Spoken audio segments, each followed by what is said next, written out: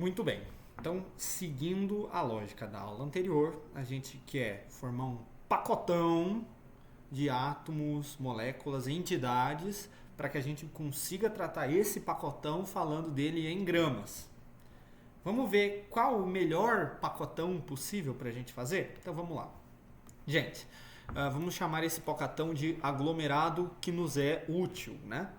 A ideia é a seguinte: se eu tenho uma entidade microscópica, eu quero saber a massa do aglomerado. Bom, suponha que eu tenho uma entidade microscópica cuja massa é 1U.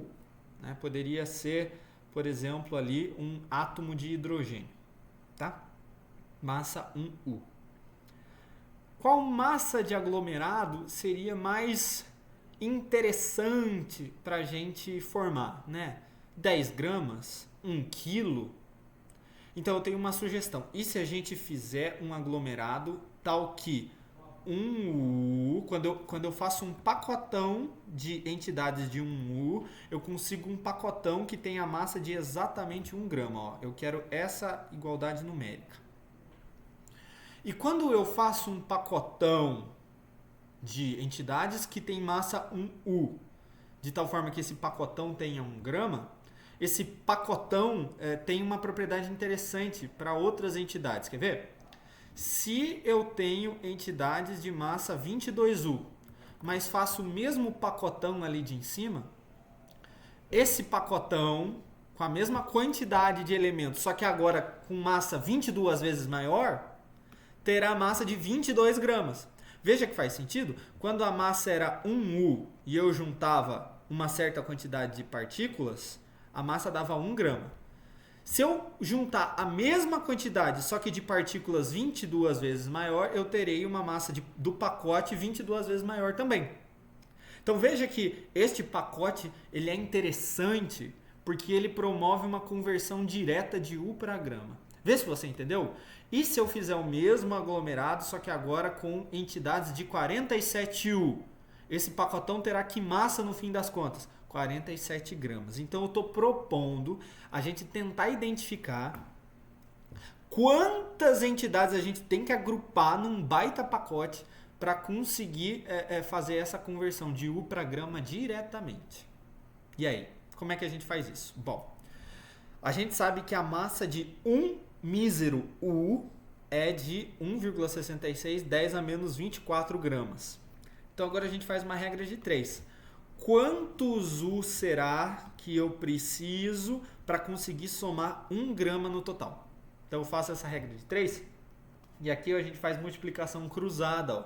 Então x, que multiplica esse numerão, tá aqui, tem que ser igual a 1 vezes 1, ó, tá vendo?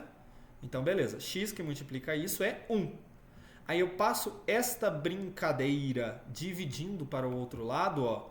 Passei dividindo, veio para cá dividindo, e eu descubro que essa quantidade de partículas que eu tenho que juntar para que eu forme um pacote de entidades de 1U, que no total esse pacote tenha 1 grama, esta é a quantidade de partículas aqui. Então eu vou reescrever, eu vou dar uma simplificada nesse número, né, só para ficar mais bonitinho. Então a quantidade de entidades que eu tenho que colocar no pacote é 6 vezes 10 na 23 entidades. Tá? Vamos colocar isso em um texto. Esse número, 6 vezes 10 na 23... Ele é capaz de nos dar a possibilidade de converter a unidade de massa atômica diretamente para grama. E esse número 6 vezes 10 na 23, a gente chama ele de número de Avogadro. Avogadro. Cuidado para não falar Avogrado. É Avogadro. Tá bom? Tá. Vê se você entendeu. Se você tem uma entidade de 1U, e você junta em um pacotão 6 vezes 10 na 23 entidades de 1U, você terá um pacotão de 1 grama. Se você tem uma entidade de 22U e você faz um pacotão com 6 vezes 10 a 23 dessa entidade, você terá um pacotão de 22 gramas. Se você tem uma entidade de 47U e você faz um pacotão de 6 vezes 10 a 23 Dessas entidades de 47U, você termina com um pacotão de 47 gramas.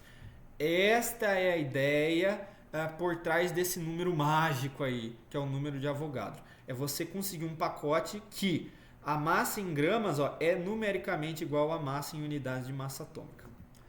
Na aula seguinte, a gente vai resolver 2 exemplos para colocar claramente essa ideia na sua frente e você identificar isso dentro de um contexto. Até já, gente!